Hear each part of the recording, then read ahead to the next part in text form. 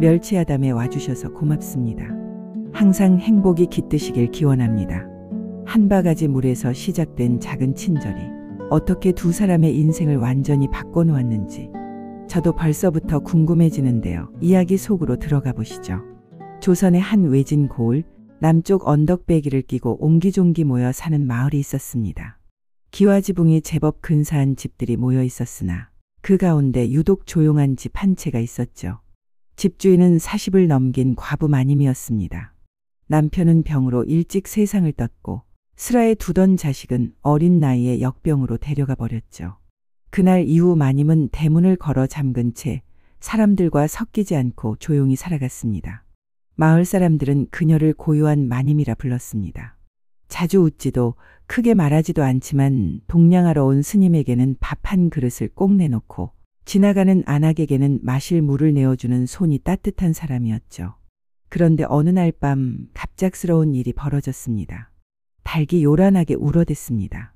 웬일인지 마을의 모든 개들이 한꺼번에 지저대기 시작했죠. 사람들은 문을 열고 고개를 내밀었습니다. 무슨 일이지? 도둑이라도 든 건가? 하지만 아무도 그 이유를 알 수 없었습니다.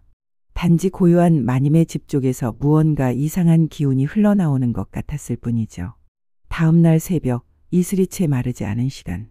마님은 우물에서 물을 길어와 대문 바로 앞에 나무 바가지 하나를 조심스레 놓았습니다. 그 위로 은빛 물방울이 맺히고 투명한 아침 햇살이 살며시 내려앉았죠.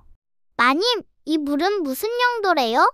일찍 일어난 동네 아이 하나가 물었습니다. 마님은 살짝 미소만 지을 뿐 대답은 없었습니다. 하지만 그 아이는 이상한 것을 발견했습니다. 마님의 손이 미세하게 떨리고 있었던 것입니다. 그날 이후 매일같이 마님은 대문 앞에 물 한 바가지를 내놓았습니다. 비가 오든 눈이 오든 꼭 그 자리에 바가지가 놓였죠. 마을 사람들은 수군댔습니다. 밤마다 그 물이 반쯤 비어 있다더라. 누가 마신다는 건데? 설마 귀신이라도 있다는 거야? 더 기이한 일은 계속 일어났습니다. 물을 놓아둔 날이면 꼭 마을 어딘가에서 이상한 소리가 들렸습니다. 발자국도 아니고 바람 소리도 아닌 묘한 기척이었죠. 어떤 날은 대문 앞 흙바닥에 알 수 없는 자국이 남기도 했습니다. 아이고, 무섭다 무서워. 그 집 마님 무슨 일에 휘말리신 거 아니야? 하지만 마님은 그런 소문에 아랑곳하지 않았습니다. 다만 해 뜨기 전 말없이 물을 떠놓고 문 안쪽에서 조용히 기도하듯 눈을 감을 뿐이었죠. 어느 날 밤 호기심 많은 마을 총각 하나가 몰래 숨어서 지켜보기로 했습니다. 도대체 뭐가 그 물을 마시는 거야? 한밤중이 되자 정말로 누군가 나타났습니다. 꾀죄죄한 거지 한 명이 조용히 기어 나오듯 대문 앞으로 다가왔습니다. 몸은 말라비틀어지고 얼굴엔 먼지와 그을음이 가득했지만 그는 마치 성전에 들어가듯 조심스럽게 그 물 앞에 무릎을 꿇었습니다. 총각은 숨을 죽이고 지켜보았습니다. 거지는 물로 얼굴을 닦으며 마치 제사를 지내듯 고개를 깊이 숙였습니다. 그리고 작은 소리로 중얼거렸습니다. 고맙습니다. 사람같이 살게 해주셔서. 그 모습을 본 총각은 깜짝 놀랐습니다. 그 거지의 목소리에 진실한 간절함이 담겨 있었기 때문입니다. 이건 단순한 구걸이 아니었습니다. 사실 마님도 처음부터 그를 알고 있었던 것은 아니었습니다. 처음에는 정말로 죽은 아들을 위해 물을 떠놓기 시작했던 것입니다. 밤마다 꿈에 나타나는 아이가 목마르다고 말하는 것 같아서였죠. 하지만 어느 날 우연히 그 거지가 물을 마시는 모습을 보게 되었습니다. 그때 마님은 이상한 기시감을 느꼈습니다. 그의 뒷모습이 물을 마시는 자세가 어린 시절 자신의 아들과 너무나 닮아 있었던 것입니다. 우리 아이가 저 사람을 보내준 건가? 그날부터 마님은 의도적으로 물을 준비하기 시작했습니다. 맑은 우물물을 정성껏 길어다가 혹시라도 그가 목마를까 염려하며 바가지에 가득 담았습니다. 한 달이 더 지났을 무렵 뜻밖의 사건이 터졌습니다. 마님, 큰일 났어요. 동네 안악 하나가 헐레벌떡 뛰어왔습니다. 관아에서 사람들이 와서 그 거지를 잡아갔어요. 뭐라고? 마님의 얼굴이 하얗게 질렸습니다. 도둑질을 했다나 뭐라나? 이웃 고을에서 수배가 내려졌다고 하더라고요. 마님은 그 자리에서 주저앉았습니다. 갑작스러운 소식에 정신이 아찔했죠. 그가 정말 도둑이었다는 걸까요? 아니면 누명을 쓴 걸까요?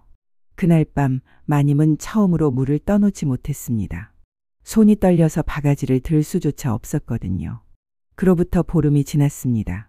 마님은 여전히 매일 물을 떠놓았지만 그 물은 이제 아무도 마시지 않았습니다. 바가지는 텅 빈 채로 해가 지고 달이 뜨기를 반복했죠. 그런데 어느 날 아침 완전히 예상치 못한 일이 벌어졌습니다. 마님 계십니까? 대문 밖에서 또렷한 목소리가 들려왔습니다. 마님이 문을 열어보니 말끔한 도포를 입은 젊은 관리 한 명이 서 있었습니다. 그의 허리춤에는 관인이 달려 있었고 손에는 고울 수령의 공문이 들려 있었죠. 누구십니까? 청년은 조용히 고개를 숙였습니다. 오래전 마님 대문 앞에서 물을 마셨던 사람입니다. 마님은 그 자리에서 얼어붙었습니다. 눈앞에 청년이 그 꾀죄죄하던 거지와 같은 사람이라니 도저히 믿어지지 않았습니다. 사실은 청년이 입을 열었습니다. 제가 도둑으로 몰리는 억울한 일이 있었습니다. 저는 본래 몰락한 양반의 아들이었는데 가문이 풍비박산 나면서 거리로 나앉게 된 것이었지요. 마님은 숨을 죽이고 들었습니다. 그 무렵 한 간악한 상인이 제 신분을 이용해 사기를 치고는 모든 죄를 제게 뒤집어 씌웠습니다. 그래서 도망치듯 이 마을에 숨어들었던 것입니다. 청년의 이야기는 계속되었습니다. 그는 관아에 잡혀간 후 진실을 밝히기 위해 필사적으로 노력했다고 했습니다. 다행히 그를 믿어준 관리 한 분이 있었고 그분의 도움으로 결백을 증명할 수 있었다고 했죠. 그뿐만 아니라 청년의 눈빛이 반짝였습니다. 알고 보니 제 아버지께서 남겨두신 친필 서찰이 발견되었습니다. 그 덕분에 가문의 명예도 회복하고 관직에도 추천을 받게 되었습니다. 하지만 무엇보다 청년은 품에서 새 바가지를 꺼냈습니다. 그 물 한 바가지가 제게 생명을 주었습니다. 가장 절망적이었던 시기에 누군가 저를 인간으로 대해준다는 사실만으로도 다시 일어설 힘을 얻었습니다.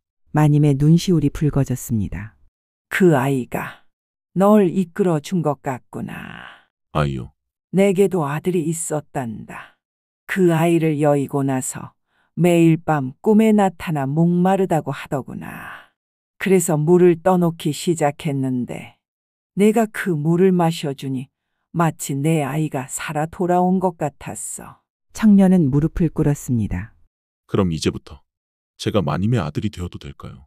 마님은 더 이상 말을 잇지 못했습니다. 그저 조용히 고개를 끄덕일 뿐이었죠. 그날 이후 마을에는 새로운 변화가 찾아왔습니다. 청년은 관직을 얻어 멀리 떠나야 했지만 마님을 홀로 둘 수는 없다며 마을에 자리를 잡았습니다.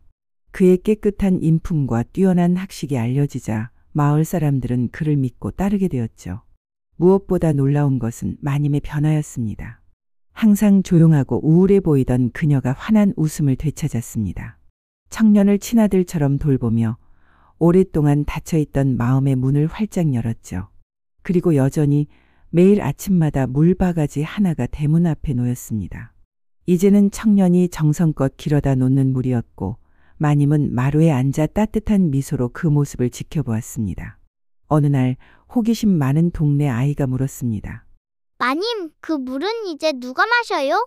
마님은 조용히 웃으며 대답했습니다. 이젠 누가 마시지 않아도 괜찮단다. 그저 그 물이 거기 있다는 것만으로도 세상이 따뜻하다는 걸 알 수 있거든. 그 바가지 속에는 더 이상 외로움도 그리움도 담기지 않았습니다. 대신 예상치 못한 만남으로 피어난 사랑과 운명이 선사한 기적 같은 인연이 고여 있었죠. 사람들은 이제 알게 되었습니다. 때로는 작은 친절 하나가 누군가의 인생을 완전히 바꿀 수 있다는 것을, 그리고 진정한 기적은 언제나 예상치 못한 모습으로 찾아온다는 것을 말입니다. 그 조그만 물바가지 하나가 증명해 보인 것처럼요. 여러분 어떠셨나요? 한 바가지 물에서 시작된 이 이야기가 마음에 와닿으셨기를 바랍니다. 우리 주변에도 작은 친절 하나로 누군가의 하루를, 아니 인생을 바꿀 수 있는 기회들이 많이 있을 거예요. 오늘 이야기가 감동적이었다면 좋아요와 구독 부탁드리고 댓글로 여러분의 생각도 들려주세요. 다음에도 따뜻한 이야기로 찾아뵙겠습니다. 감사합니다.